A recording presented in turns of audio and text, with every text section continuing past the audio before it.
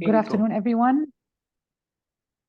Good afternoon, everyone. Good morning, good evening. My name is Nagda Riz. I am a professor of economics and director of the Access to Knowledge for Development Center at the American University in Cairo School of Business.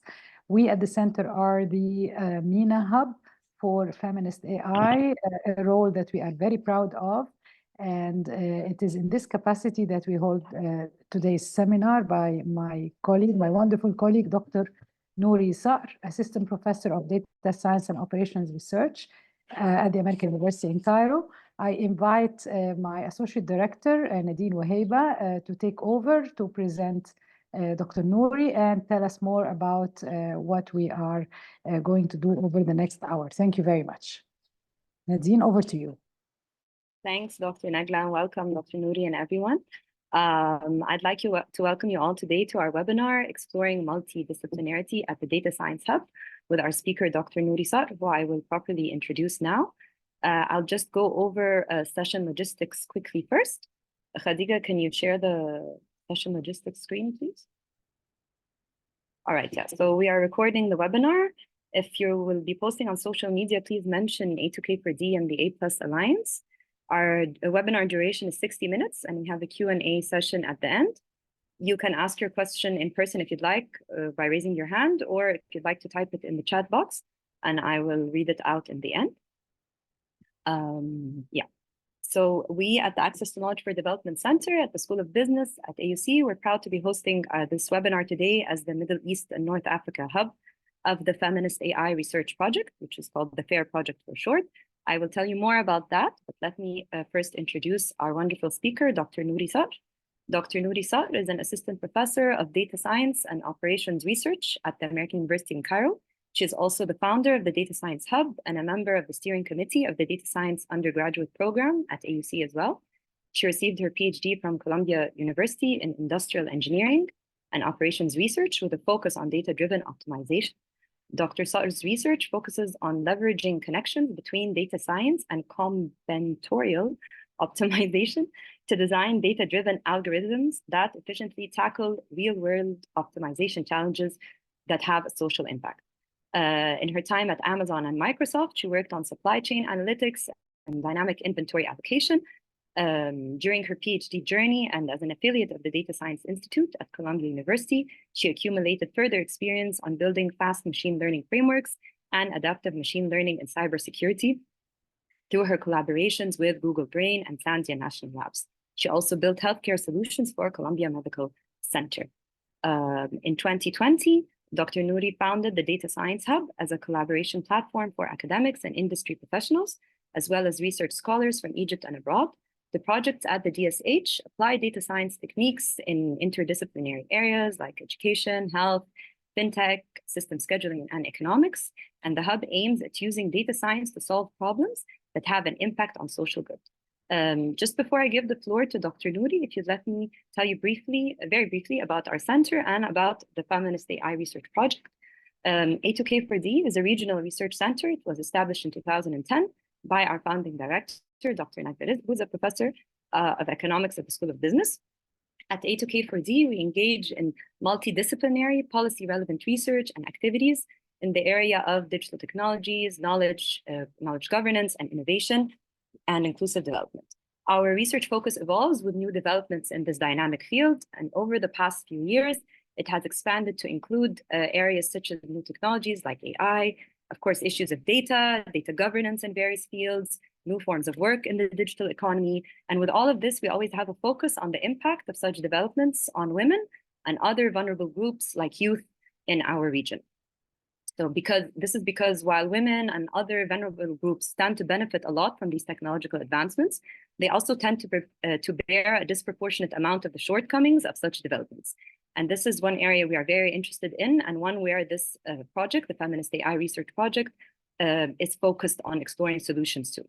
The Feminist AI Research Project is an initiative of the A+ Global Alliance, and this is a global feminist coalition of technologists, activists, academics, dedicated to the proposition that new algorithmic systems must not embed already biased systems into our collective futures, and that new models must reach beyond the mitigation of bias to actively correct for these inequities. As the MENA hub of the A+ Alliance, our activities at A2K4D involve knowledge creation and raising awareness about the importance of advancing feminist approaches to applied AI development. Basically, to quote the Feminist AI project, we're working on putting inclusion at the core of developing all these new algorithmic models.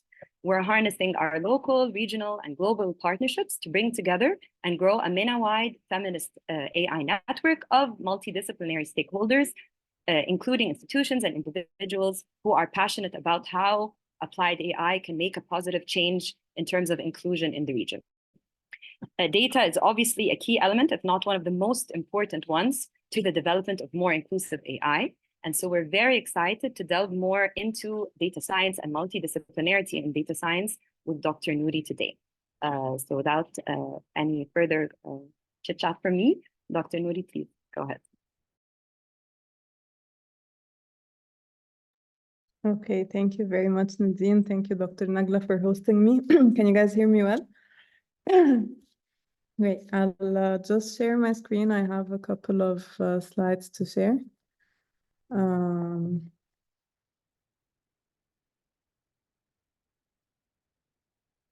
Just a second, I signed out for some reason. Okay, so, okay. I think you see my screen now. Okay, Yes. Great. So it's my honor to be with you here today. I'm gonna try to talk a little bit here and there about the Data Science Hub, trying to just talk a little bit about how data science can have an impact and how multidisciplinary it's intertwined with so many different areas. So I want to try to show this by explaining a little bit more about my background and then how the Data Science Hub came to creation and what it actually does today. So just a little bit about myself, and thank you, Nadine, very much for the intro. In terms of my education, I personally am an advocate for multidisciplinarity. So in my undergrad at AUC, I did a double degree in computer science and actuarial science with a minor in economics. And then I moved to University of Waterloo, and I did a short master's there, in master's in mathematics and actuarial science. My focus there was on high-frequency data analysis in emerging markets. So it was kind of like a financial econometrics topic. And after that, I found a passion for optimization. So I went to Columbia University in the Department of Industrial Engineering and Operations Research. I did there an MPhil and a PhD, and at that time they were founding the Data Science Institute of Columbia University. So I was also one of the first students to join as an affiliate of that institute, and was very honored to be part of a lot of programs that were happening at Columbia back then, whether it's on real projects and collaborations with the industry, social impact projects, as well as developing courses. After I finished my PhD, I joined AUC, and it was around COVID time. So far, I have been privileged to actually do a diverse set of courses at AUC, starting from FinTech and Actuarial Science, moving on to 7 courses in data science, a course in programming, 2 courses in algorithms, in addition to the supervision that I have around 100 undergraduates that graduated under my supervision, and around 10 master's students. In 2020, when I came to AUC, actually, we launched, in fall 2019, we launched the data science program at AUC. And at that time, data science was becoming very big, and globally, as well as in Egypt. And particularly, the focus at AUC was to kind of integrate data science into our work, develop the program or launch it, and then also advocate for interdisciplinarity across research and courses at AUC. So just to set the ground, a lot of people ask me what exactly is data science, and it's actually very hard to define, but very easy to identify, because data science is a collection of so many different things together. It inherits from different fields by virtue of it actually serving a lot of domains. And the main idea is that with our technology, as it developed as the technology is developing rapidly in our era, data science, we started seeing that a lot of institutions are collecting larger and larger data that is also becoming more diverse. People are more aware of the importance of collecting this data. And then with the availability of this data, as well as the advancements in technology, people started drawing useful conclusions from this diverse data set in order to explore their businesses, predict certain behaviors, or infer what the next step should be in order to optimize their business. So in a nutshell, data science is basically statistics and computational power put together in the blender. And out of it comes a lot of impact. So when used right, with the right data set in the right context, businesses can advance a lot. Now, within that framework, in 2020, the pandemic started. And at that time, I had applied for 3 grants at AUC, and I was lucky to get them all. So we kind of pooled the grants together to start developing a bigger platform for people to understand what data science is and start trying themselves out in research. And at that time, I told my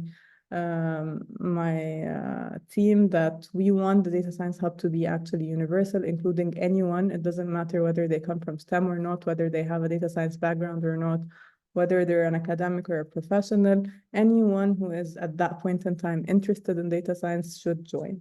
And what happened at that time was actually something really cool, is that we were working on like 3 COVID-related projects.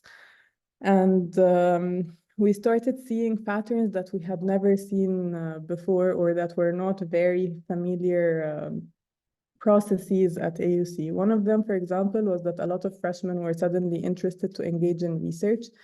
Another thing, a lot of people were open to collaboration.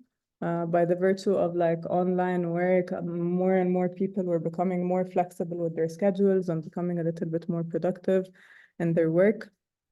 And in a sense, we had a few projects to kind of like fill the time. So in that summer, people just, joined this Data Science Hub because they had no hope to go to Sahel. So we started the Data Science Hub, and I think I had back then around like 60 interns, all the way from freshmen to graduate students, as well as 2 working professionals. We had collaborations from all over the globe in different disciplines. We had people from political science, from education, from economics. I don't want to forget anyone right now, so I don't want to like enumerate them all. But then at that time, a dear friend of mine, Aya Salema, I think now she's at Microsoft, but at that time she was also a researcher at the Data Science Hub. She actually told me, like, if you're doing all of these projects and you're trying to help all of those people together, then maybe it's a good idea for you to like put it out there under a label. And she knows that I had the dream to like kind of have a data science excellence center in Egypt, and the Data Science Hub was a smaller prototype for that. So she told me, like, you just need to brand it, that's all it takes. And that's what we worked on. She helped me a lot with it. And at that time, we launched the Data Science Hub with the 3 projects that we were working on. And as the community grew further and further, we started like putting under it different pillars, different projects, different tracks. And now it's becoming actually one of the most successful projects I've actually done. So just as a nutshell, to explain what we do at the Data Science Hub, as I said, our goal is leveraging multidisciplinarity and cross-practice perspectives in order to use data science and apply it to contemporary problems that have some kind of social impact. So in general, it's using cutting-edge technologies, it's using community-centered innovation. We're trying to help people make data science more tangible for them. It doesn't matter whether they actually have the background or not. We're trying to include everyone into the project. And we offer 3 main pillars. The first pillar is the research pillar. And under research, we're just producing research and publication in the topic. And then we also do training. The training is sometimes in the form of summer boot camps or like shorter boot camps, depending on certain breaks along the academic year. We also recently designed a data-driven optimization workshop where we invited international guests to come speak about the topic and make people more aware that data science doesn't just stop at the analytics part, but also extends beyond mixing with other mathematical tools. And then also we have the coaching pillar, which is mainly aimed at students and early career professionals who need some advice on their career in general, or on anything related to data science. So usually these are the types of data science enthusiasts that would come and say, okay, I want to shift my career. I don't know where to study the topic from. I don't know how to get engaged with data science. I don't know how to find the correct domain for me as a data scientist, et cetera, et cetera. And we try to like just offer them help by meeting with them, understanding their case and giving some recommendations and mentorship. So I'll talk a little bit more about the research projects that are at the Hub to give you a flavor of how interdisciplinary it is and also the kind of social impact we're after. And these are some of the selected collaborations that we had in Egypt. So for example, we had a collaboration with Risa Energy, which is one of the oil and gas companies in the US. They have a sister arm in Egypt, which is focused on the data science and software technology development. And Risa actually works on buying pieces of lands where there could be some oil and gas production. And their target is usually to like price the piece of land. So as part of the pricing process, you need to predict how much oil this land will actually cover and how to optimize produce and how you can optimize the operations that will cover the piece of land. So this was a project we engaged with Risa on.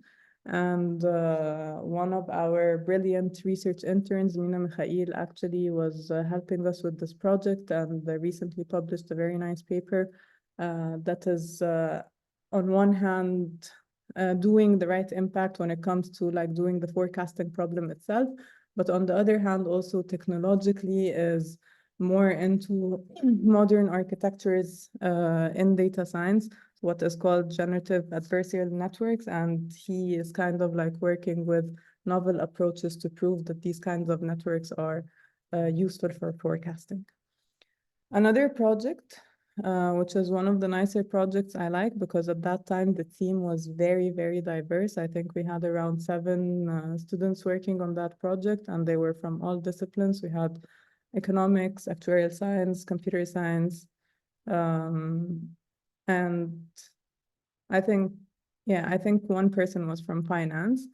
And there, the idea was to collaborate with the Central Bank of Egypt to kind of do some nowcasting for GDP using alternative modes. So instead of using the traditional way of nowcasting GDP, we would be looking at other indicators that are not that common. So for example, you could be looking at satellite images and trying to figure out whether there are any correlations between the night activity and the economic activity in the country. We looked into things like news, we looked into things like Google Trends. So we explored a couple of few options when it comes to finding alternative indicators. Another example was a recent project I had with 3 of the professors at AUC, Dr. Samira Atallah from Business School, Dr. Karim Siddiq from electronics engineering, and Dr. Mu'min from architecture. And we actually collaborated with Transport for Cairo to kind of conduct a survey and collect some data to understand how people are using modes of transportation, how much they would be willing to pay for transportation, what are the limitations when it comes to transportation, why or why not they would use public transportation, etc., to try to figure out how this kind of like insight pool help with urban design and alternative modes for a greener community. Right now, I also have some students working with me and Dr. Amr Mogi on a data set from Karim. And they're working on some optimization related to Karim as a ride-hailing company. And I also have currently a project with Microsoft and students of mine working on optimizing LLM responses for speech interaction. And as you may know, large language models now are the thing that's in when it comes to data science, because it is the model behind ChatGPT and everything that has been going on recently. These are also a few other collaborations that are abroad. So for example, at Microsoft, I worked on cloud computing traffic. With Amazon, we work on demand and warehouse behavior and how you can like do data-driven approaches to optimize things like inventory allocation and supply chain management in general. One of the dearest projects to my heart actually is a project I was working on since my time at Columbia that was targeting analyzing data about foster care children to kind of improve the quality of their matches. So basically, when a foster child needs to get assigned to a certain family, for example, we would analyze the data of the child and the data of the parent to kind of do a good matching that has a very low probability of failing for the sake of the well-being of the child, whether it's emotionally, whether it's education-wise, or whether it's health-wise. I also worked on a game theoretic model for cybersecurity. So that was actually using data science for things like building defense systems. I don't want to get too technical here, but I'm just trying to show you that data science is really everywhere. And then the final project with Google was more technical on the side of optimizing machine learning frameworks in general. So technically, since everyone is using machine learning, we need those models to run fast and more efficiently. So we're trying to like see how things can run in a more optimized way in order to expedite the processing of everything that is based on machine learning, basically. Now, the data science education is actually one of the applications I like to talk about, because when someone is not really into what data science does, they can at least see how tangible it could become and how much it can be involved in like very non-STEM kind of disciplines. Also, I like this project a lot because this is the first project that came out on the Hub. So it involved a lot of effort from so many students. I hope they're watching now because they know how much we've worked for this project to come to light. Also, my friend, again, Aya Salema, who helped me in founding the Hub, was one of the co-authors on this paper, along with Nadine. Nadine is now in the UK, and Dr. Jihan Osman was one of our professors in the Graduate School of Education at the AUC. So I think the project is also relevant to the community here because it includes some kind of accessibility and inclusion and fairness issues in a sense. So I'll talk a little bit more in detail about it. I'm not sure if I should stop for questions or if I should just go on. Please feel free to continue. We'll do questions in the end. Sorry. Yeah. So, okay, so back to the pandemic times. At that time, everyone was moving online in terms of education. Things were a little bit messy. A lot of faculty were confused about how to transform their materials so swiftly, how to change their assessments. There were issues with proctoring. The students needed some more engagement online in order to be able to participate in class as naturally as before, be able to benefit from the assessments as much as possible, not get too bored. So in general, the fact that online education required this kind of shift was creating some sort of disruption to the education system and the quality of education in general. At that time, it was a very interesting thing from the point of view of a data scientist, because for the first time, we can start observing how technology impacts education without having any bias in the data. So let me explain what that means. In general, if I wanted to like measure the impact of technology on data under normal conditions, I would be starting to survey people for, do you use technology in education? Yes. And if yes, then how are you doing it? What impact does it have? How is it improving the quality of education, etc., etc. And if that's the case, then the only people who are able to talk to you about technology are naturally people who are tech savvy and want to use technology in their education. So they selected the integration, and it probably also means that they would be, in a way, advocating for the use of technology in education. They would be probably comfortable with using technology in education. They have found it to be useful, so they decided to continue with it. So there is some sort of bias that most people that you would be able to interview under normal times are people who are already tech savvy and would give you a certain perspective of technology.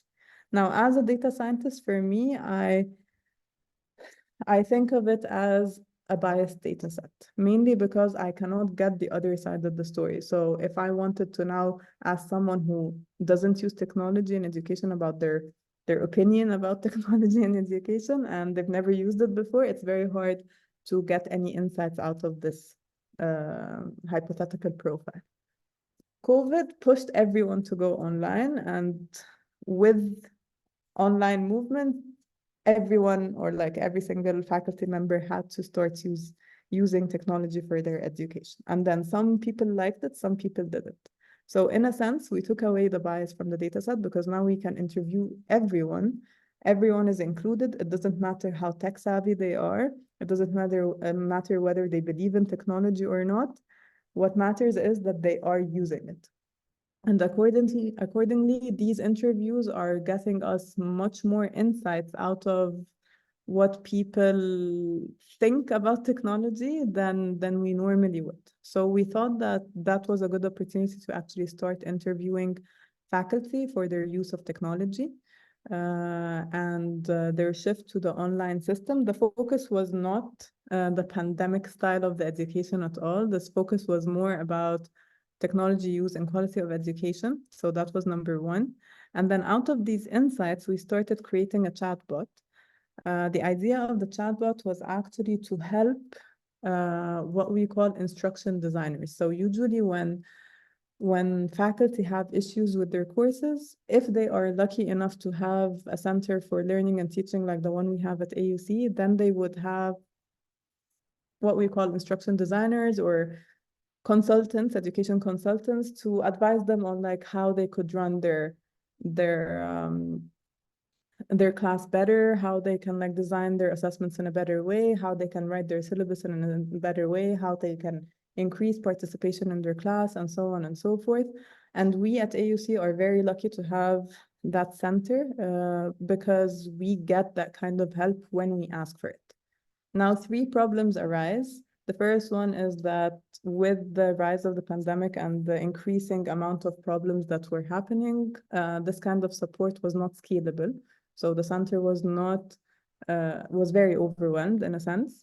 The other thing is not every university is privileged to have such a center. So maybe we have it at AUC, but many other underprivileged communities cannot actually have such a center or spend and invest such amounts of money on that functionality in their education system.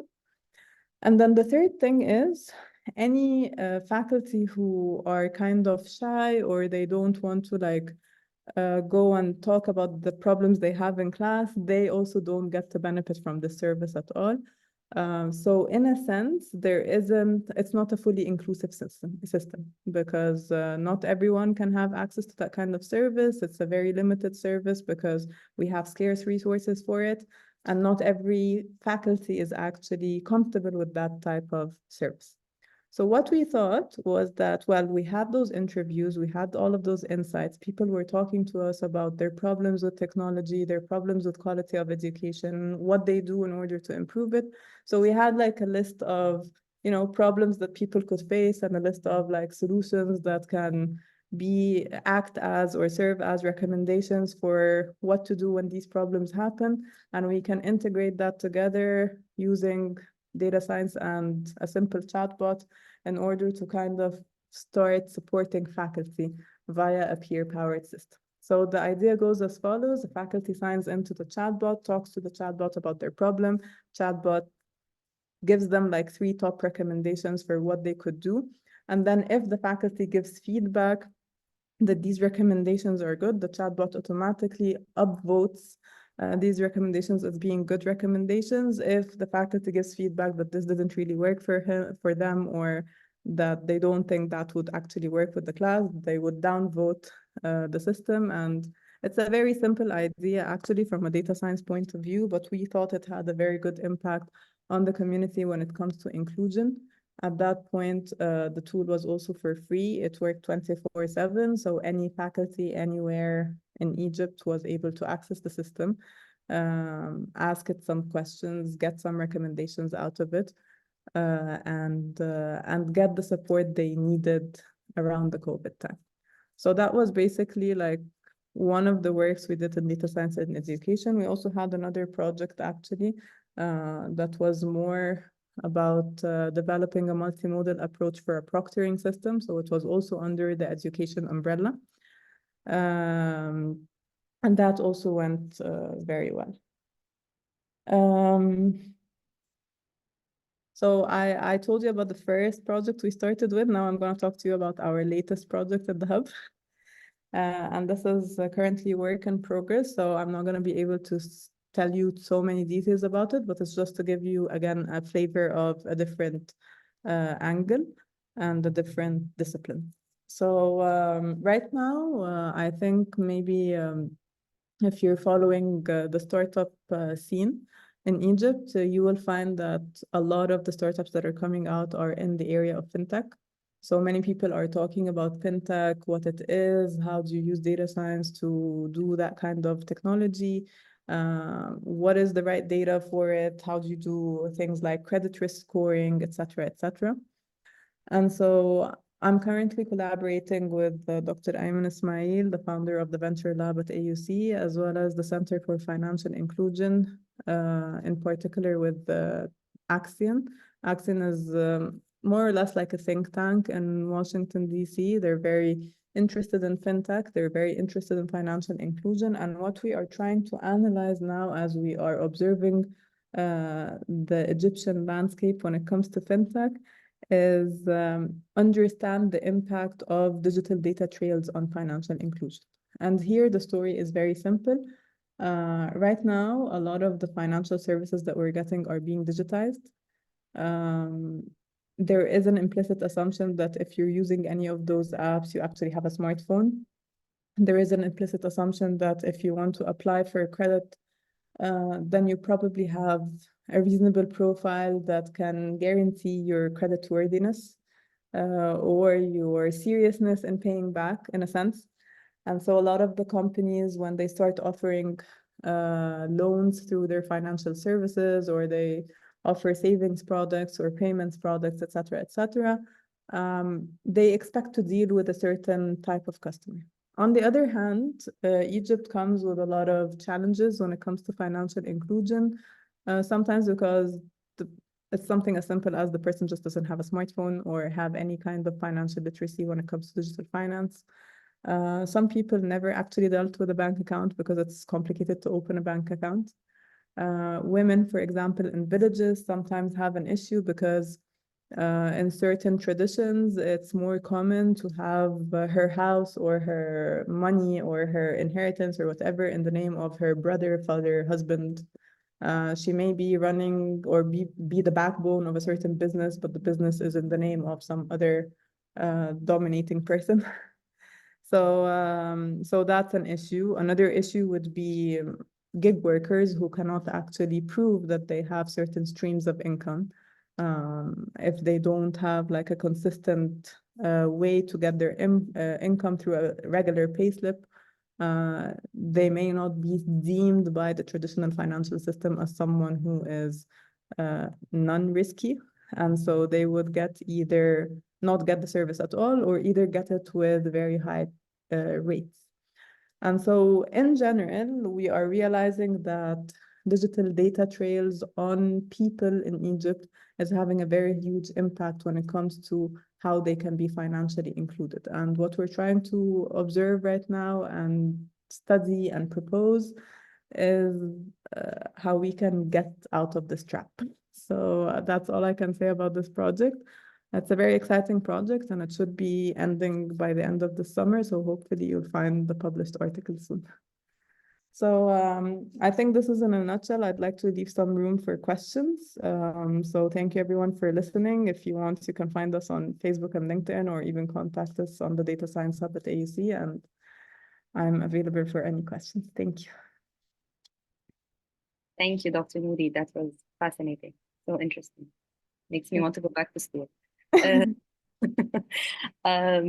have a lot of questions, actually. Dr. Nagla, I don't mean to put you on the spot, but would you like to say anything, or should I go on to the questions and you will join in? I think it's fascinating. I think it's fascinating. I just wanted to say a couple of words. It's fascinating, and thank you for sharing all this wonderful work. And I won't take take over questions, but one thing maybe I wanted you to tell us maybe in the end is about regional partnerships. Do you have partnerships? So you mentioned global partners. Do you have partners in the MENA region? And the reason I ask this for selfish purposes, because as you know, we are curating the MENA Observatory on Responsible AI, and I would very much like to feature this work, of course, your work, but also it would be nice to have a connection between you and other partners, like-minded partners in the region for future events. So this is something I just put on the table for you to think about. But I go back to Nadine, and I thank you, Nouri, and I just want to leave room for questions. I don't want to take over that, but thank you so much. Thank you very much. So just a quick comment on that. So we don't have partnerships in the sense of like it's a long-term partnership and we're partnering with that other entity.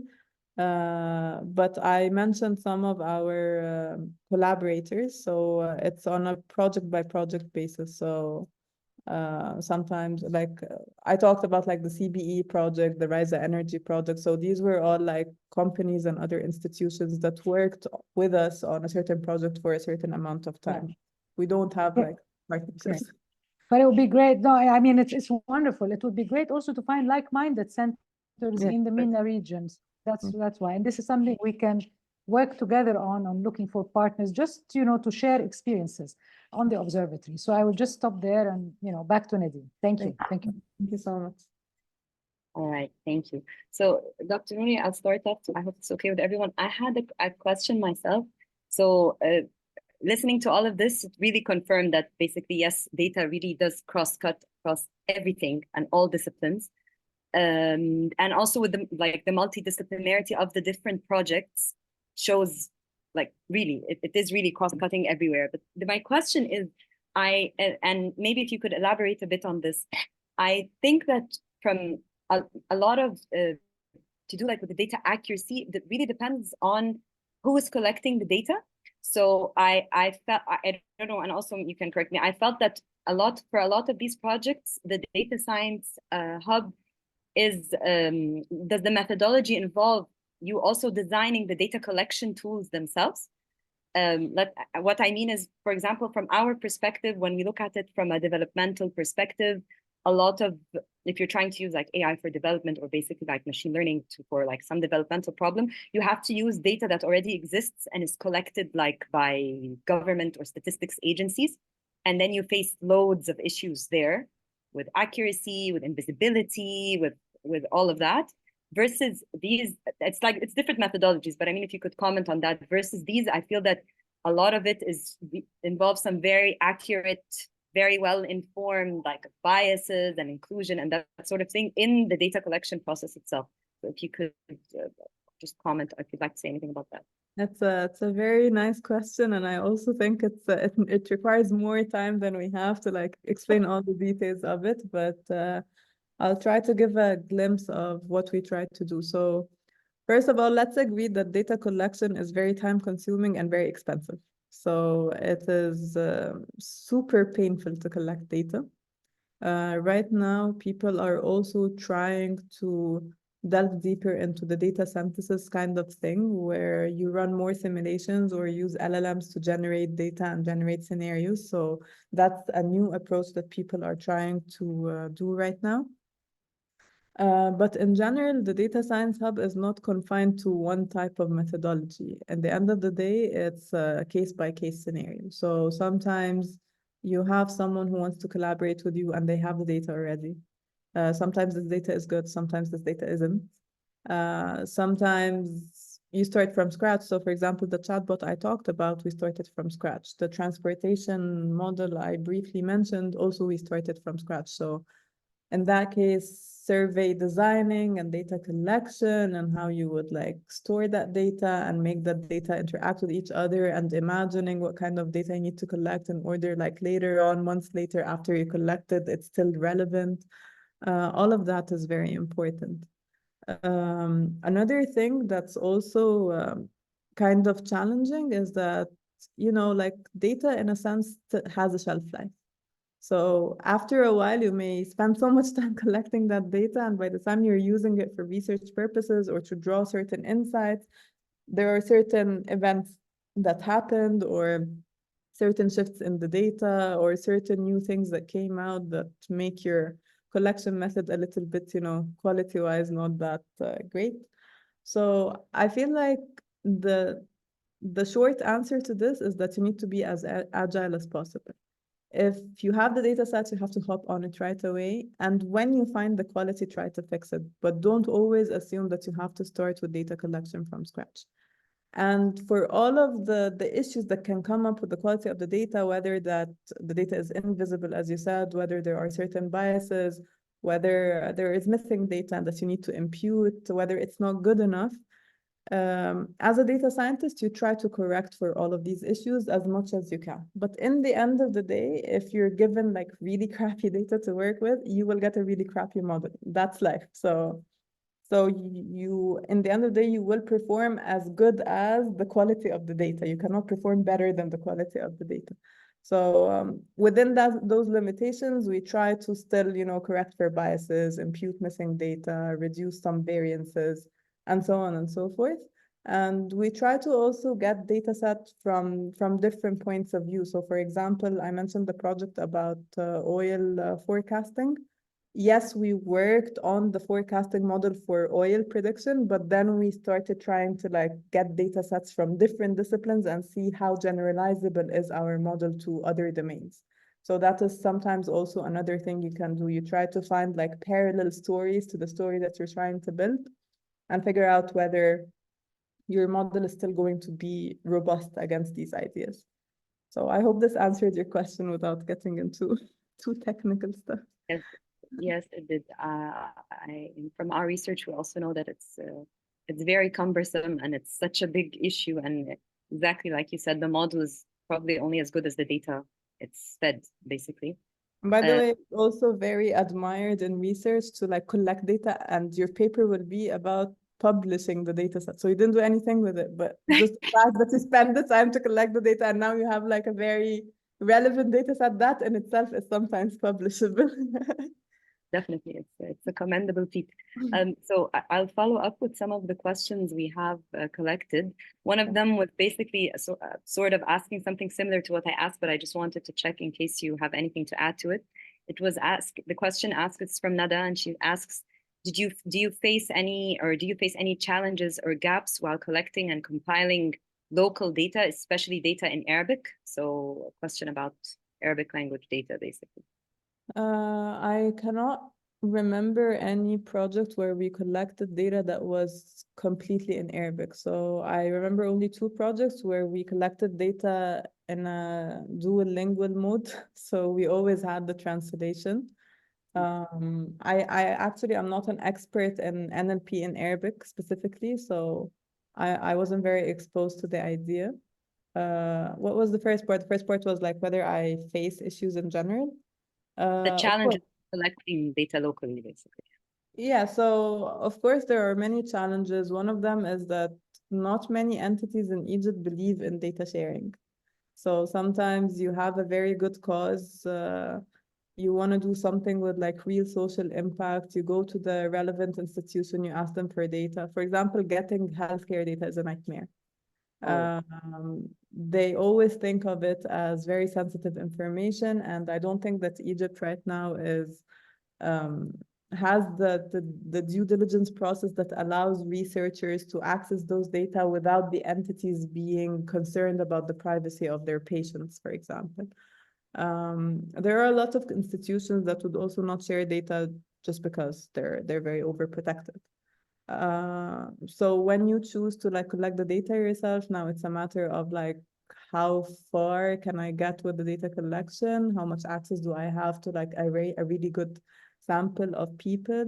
What is the right sample? So if I'm conducting a survey about whatever unemployment in Egypt, I would need to like actually travel distances to meet certain people, talk to them in Arabic, make sure the translations are correct, reach different diverse sets of people. So the entire representation of a sample is actually very challenging here because you want your sample to be representative of the full population.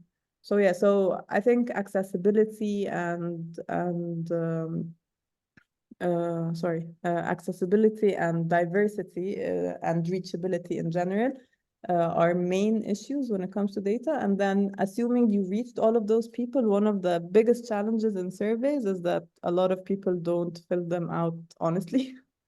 So after you collect that data, you may decide to like throw away half of your work just because you don't believe that the inputs were correct. By the way, it's not just something that the researchers face, even the companies face that. So it's even tiring for companies to collect data, but because things happen through a business perspective, it's just shorter in time, but they still have like a lot of trouble when they analyze the data that they have collected. So. No, thank you. Yeah, we have in one of our other projects, AI for development, we have some experience and faced similar issues when we were doing a project about healthcare, basically, yeah, data and healthcare and AI solutions. And yeah, it was a huge challenge and a huge feat to collect that data. So yeah, all of that is very well here as well. So sort of there are two like questions that are sort of a follow-up or relevant to that issue. And I'll just say them both because I think it's one answer. Again, it's a question from Maisha as well, and Nada has a follow-up question on that. And that is, what are the mechanisms that are in place at the Data Science Hub for implementing responsible data use in terms of consent, privacy, security, and transparency, and all that sort of thing? And the question also asks, so where do we draw the line between like knowledge gain for optimization, for data-driven optimization, basically, and the ethical responsibility towards the data collected and who we are collecting data about, basically. So yeah. So with respect to the responsible use of data part, we actually don't run any project at the Data Science Hub without the proper documentation and passing the ethics approval through the IRB board. So anything we do, we actually pass it completely through a very transparent process through the IRB and don't start working on it until we get that kind of approval. In terms of the data itself, after it's collected, we make sure the normal techniques where like you make sure it's stored somewhere safe with passwords and encryptions. It's only accessible by people who are on the team. These people sign NDAs that they will not share any parts of the data with external members. So we try to do our due diligence as much as possible with like protecting the data. That's if I am understanding the question correctly. The second question, honestly, I didn't understand it. So if you can just try to rephrase it or something. Sure. So this question asks, like, I think it has a lot to do with what the data-driven optimization or where data is being applied to. So because like we or like at least for the projects we are working on, a lot of them have a developmental all of them have a developmental angle. So like we were saying, that a lot of them are about health, or women and women's work. So there's a bit of an ethical issue there, or even in like with fintech and financial inclusion for women, like with certain credit scoring or certain types of ways we collect the data about the women actually put them in a disadvantage later on. So I think the question here was asking basically, are there any moral or ethical limitations to implementing the data, to implementing data-driven optimization in certain circumstances? Okay, I think maybe the confusion here is on the word optimization, and this actually happens even from like data scientists because optimization started having this dual meaning. Once data science came out and there has become like optimization in data science itself, people started thinking like optimization is just the sense of like optimizing models or things like that, but that's not actually what it is. So maybe it helps to like explain what optimization is in this context. Okay, so there is a very old field called operations research since World War II, where people were basically looking at how to improve processes and make them better. So if you ask yourself any question and the question is related to some kind of like, what is the best I can do? This is an optimization problem. So if you're at a business, it's like, what is the maximum profit, or what is the best profit I can get, which is like maximum revenue or maximum profit. If you are trying to like optimize on social welfare, then what is the maximum social welfare? What is the maximum utility? If I'm trying to like optimize something like an Uber application, then what is the minimum amount of time required for someone to get the rider? If I'm trying to like invest in a stocks market or whatever, then what is the stock that will give me maximum return? Or what is the stock that will give me minimum variance or minimum risk? If we're doing credit risk scoring models, then who is the person with maximum probability of paying or minimum probability of defaulting? These are all optimization problems, okay? Now, in the old times, optimization was modeled using mathematics. So I can just hear the story from you, convert it into a bunch of mathematical equations, use all the optimization techniques that we know to solve these equations, and then get you the optimal solution, whatever that means, okay? Usually when you try to set up those mathematical equations, you start putting some assumptions as exogenous variables. So for example, if I'm trying to, like do something related to rerouting products, for example, like product distribution, you will probably put an assumption about the demand of this product in Maadi, for example, and accordingly send off a shipment of storage for the supermarket in Maadi, because the Maadi people will need 100 bags of bread, so we will send 100 bags of bread to Maadi, okay? The assumption here, or the exogenous variable here, is that you assumed that 100 people in Maadi will require 100 bags of bread, okay? This is optimization. Now, data-driven optimization is to take away the exogenous variable and put instead a data science model. So now instead of telling you my exogenous variable or my assumption is people's demand, I will tell you I will put a machine learning model that will predict demand real time, and through an application request the replenishment of the bread bags to the supermarket. So now on the fly, you kind of like learn, okay, and today, this season, like Eid is coming up, so more people need kahka. And then after that, people are so fat and they don't want to eat sweets anymore. So we're not going to be producing any more kahka or any more, bitafur or whatever. So you start like changing the decisions you're doing for whatever process you have based on what is coming in real time, or what is the data telling you, basically. So it can start off by saying, okay, well, I will replace the assumption on demand by the historical average of demand, but it's still just one variable. Or I can remove that completely and put a full machine learning model inside the optimization model so that the optimization is happening in a data-driven way. So that is kind of like what data-driven optimization is. But it's not about like optimizing the model itself or optimizing the parameters, or it's not that direction.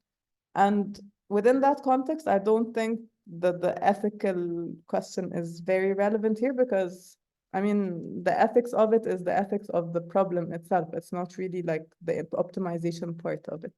So you want to always make sure that as you're doing this model, it's not automated to the extent that you are completely overseeing any biases towards certain groups.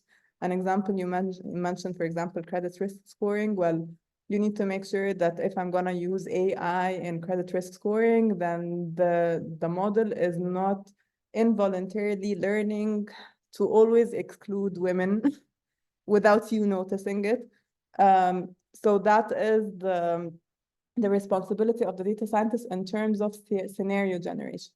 But it's not because we're using data-driven optimization. That's just in general. Like, you always have to make sure you're covering all scenarios. There is always a human in the loop to double check that these models are not biased, that they're inclusive, that they're reaching the objectives that we need without any caveats, etc., etc. I hope this was not too long. No, it was very useful. Basically, yes, and this is what we, in the Feminist AI Research Project, a lot of what we're talking about is this role of human oversight in developing the algorithms and the models. So that was just it was nice to hear it again from another perspective, from the perspective of the data scientist. So that was very actually, talking about the human in the model, we get that a lot in social sciences. So, for example, when I worked on the foster care matching, the first resistance I received was that the caseworkers working with the children were afraid that they would be eventually replaced by the AI model. And I tried to explain to them like 100 million times until they finally got it, that we cannot replace you. I am just trying to make your life easier to prioritize how to take the applications or something like that. So, so like, sometimes when people are like fully overwhelmed, it's nice to have some little automation on the side and then have a human expert do the actual intellectual thinking rather than the problem from scratch. And in social sciences in particular, because they touch on very, very, very sensitive topics, whether it's like gender equality, whether it's healthcare, whether it's, like unemployment, working with very poor people, etc. The resistance is valid, because if someone does not understand the sensitivity of the topic, they may tend to like automate everything. And then after a while, you'll find yourself, oh my God, what am I doing with those people? Like, so I personally am an advocate for that. If the topic is very humanitarian by nature, then the model needs to be as humane as possible. And it will never be humane through a machine. You have to add on top of it a human anyway. So that is something I always try to like invoke in my models, which is like, it's not just about the math and the tools, it's about, like integrating the real domain knowledge and making it look realistic so that you are addressing the right context and the right thing. So I agree, this is like very, very important. Thank you so much, Dr. Nouri. We have 1 minute left. This was fascinating, super interesting. Thank you so much for your time. And I'll just pass it on to Dr. Nagla to say a final few words. Thank you so much, Nouri, and thank you for speaking to specifically to the foster home. I had a question on that. I wanted you to speak more to it, which you did. So thank you for an amazing presentation, for sharing your wonderful work, and for emphasizing everything we believe in, multidisciplinarity, the human aspect. I mean, we couldn't have ended on a better note. So I really, really want to thank you, and I look forward to working more with you. So, I hope so. I really hope so, and to feature your wonderful work on the observatory and to learn more from you and with you. And what remains for me is, again, to thank you and to thank Nadine for wonderfully handling this webinar, and Khadija for her help, Alia and the rest of the A2K4D team for their help, and of course the Feminist AI Network, our larger network with whom we work and continue to learn together every day. So thank you very much, and have a wonderful morning, afternoon, day, whatever you are, all of you. This webinar is being recorded, and we'll be happy to share it for everyone to enjoy an hour like we just did. Thank you very much. Thank you very much, Dr. Nagla and Nadine and the entire team. It was very lovely collaborating with you, and hopefully we'll do more things together soon. Inshallah. Thank you. Have a good night. Bye-bye. Bye.